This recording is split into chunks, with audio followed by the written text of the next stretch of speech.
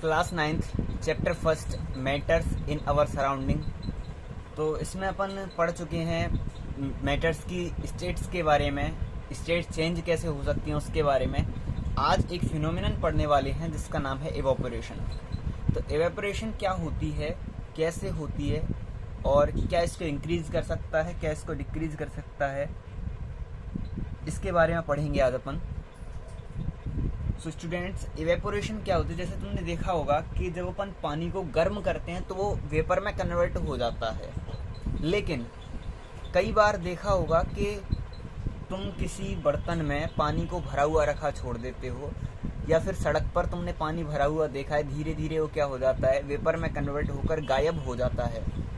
तो ये कैसे होता है और क्यों होता है, इसके बारे में अपन पढ़ेंगे। और डायरेक्ट ही बिना बॉइलिंग पॉइंट के, हर एक चीज़ का एक बॉइलिंग पॉइंट होता है। जब अपन पानी को गर्म करते हैं 100 डिग्री सेल्सियस तक तो वेपर में कन्वर्ट होना स्टार्ट हो जाता है। लेकिन अब सड़क पर भरा हुआ है तो वो 100 डिग्री सेल्सियस तक पहुंच जाता है क्या?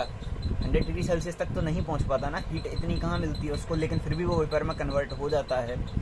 तो इसके पीछे जो रीज़न है इस फिनोमिनन को कंप्लीट करने में, उसके बारे में आज अपन पढ़ने वाले हैं।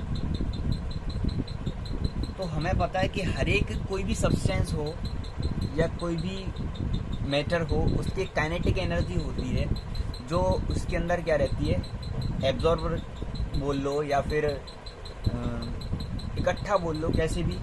हर एक कोई भी सब्सटेंस हो उसकी काइनेटिक एनर्जी होती है जो उसके पार्टिकल्स क्या करके रखते हैं, अपने अंदर एब्जॉर्ब करके रखते हैं। तो हर एक पार्टिकल की डिफरेंट पार्टिकल की डिफरेंट अमाउंट में एनर्जी होती है। जैसे कि अब जैसे अपन ने 9th क्लास में पढ़ा था कि जब अपन इसको पढ़ते हैं, एटम का स्ट्रक्चर पढ़ते हैं, तो जो लास्ट वाला होता है उसकी एनर्जी अलग होती है, जो अंदर वाली क्लास में होता है उसकी एनर्जी अलग होती है, और जो यहाँ पे होता है उसकी एनर्जी अलग होती है।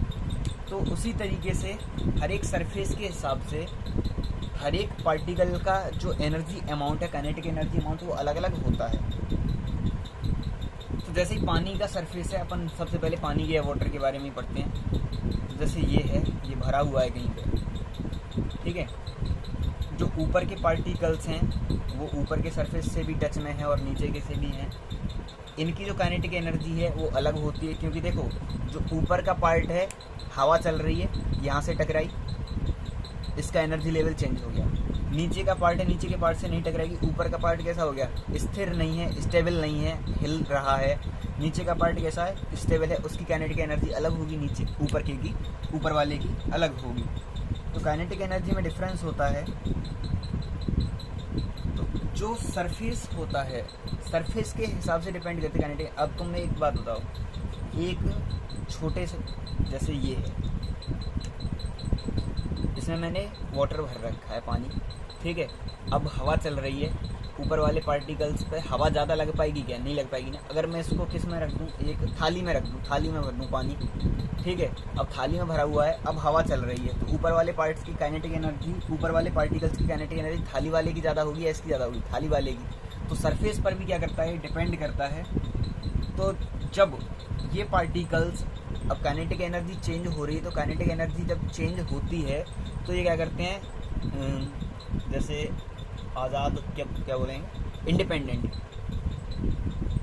ये एक इंडिपेंडेंट एनर्जी क्या करते हैं, डिकम्पोज करते हैं या फिर रिलीज करते हैं, जिसके थ्रू ये किस में कन्वर्ट हो जाते हैं, वेपर में कन्वर्ट हो जाते हैं। तो वाटर किस में कन्वर्ट हो गया, वेपर में, या जो भी लिक्विड होते हैं, सबसे मेन वाटर ही डिकम्पोज होता है, या वाटर का इवेपोरेशन होता है, अपन पढ़ते हैं तो, ठीक है। तो this phenomenon of change of a liquid into vapor at any temperature below its boiling point is called evaporation। यानी कि उसका बॉइलिंग पॉइंट ये 100 डिग्री तक नहीं पहुंचा है, लेकिन काइनेटिक एनर्जी की वजह से किसमें चेंज हो गया, वेपर में चेंज हो गया। तो इस प्रोसेस को अपन क्या बोलते हैं, इवेपोरेशन। इवेपोरेशन के बारे में अब पढ़ते हैं अपन। You must have observe that the rate of evaporation increase with, यानी कि जो इवेपोरेशन की रेट है वो किस किस वजह से इंक्रीज होती है, वो कुछ पॉइंट्स हैं। तो an increase of surface area, यानी कि सरफेस एरिया अगर इंक्रीज होता है तो इवेपोरेशन की रेट क्या होती है, इंक्रीज होती है।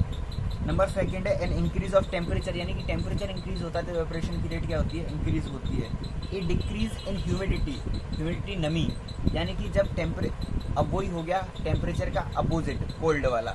तो जब कोल्ड डिक्रीज हुआ या ह्यूमिडिटी नमी डिक्रीज होगी, यानी कि नमी उस जगह पर नहीं होगी, तो वो जगह कैसी हो जाएगी, ड्राई हो जाएगी। ड्राई हो जाएगी तो टेम्परेचर उस जगह का ऑब्वियसली ज़्यादा होगा, तो क्या बढ़ा देगी वो इवेपोरेशन की rate. An increase in wind speed, यानी वाइंड स्पीड अगर बढ़ेगी तो इवेपोरेशन की रेट भी बढ़ेगी। तुमने देखा होगा कि अपन छत पे कपड़े सुखाते हैं, हवा चल रही होती है तो कपड़े जल्दी सूख जाते हैं। क्यों? क्योंकि हवा चलने से कपड़े के ऊपर की जो सरफेस पर वाटर है उसके पार्टिकल्स की काइनेटिक एनर्जी क्या होती है, बढ़ जाती है, और वो वाटर से किस में कन्वर्ट हो जाते हैं, वेपर में कन्वर्ट हो जाते हैं। तो ये इवेपोरेशन के लिए कुछ फैक्ट्स हैं जो इवेपोरेशन को क्या कर देते हैं, इंक्रीज कर देते हैं। तो सरफेस एरिया, जैसे सरफेस एरिया अगर ज़्यादा होगा तो उस जगह मतलब सरफेस एरिया ज़्यादा होगा तो ऊपर के पार्टिकल्स को काइनेटिक एनर्जी ज़्यादा चेंज होने में या ज़्यादा बढ़ने में क्या होगा, आसानी रहेगी। ऐसे ही टेम्परेचर, अगर टेम्परेचर बढ़ेगा तो फिर बॉइलिंग पॉइंट तक पहुंच ही जाएगा वो, और बॉइलिंग पॉइंट तक नहीं पहुंचेगा तो भी टेम्परेचर बढ़ने से क्या बढ़ती है, काइनेटिक एनर्जी बढ़ती है पार्टिकल्स की, तो किस में कन्वर्ट हो जाते हैं, वेपर। तो ये हो गया तुम्हारा इवेपोरेशन। इससे रिलेटेड कोई भी आपका क्वेश्चन हो तो आप मुझे सेंड कर सकते हैं, पूछ सकते हैं। आज के लिए इतना ही।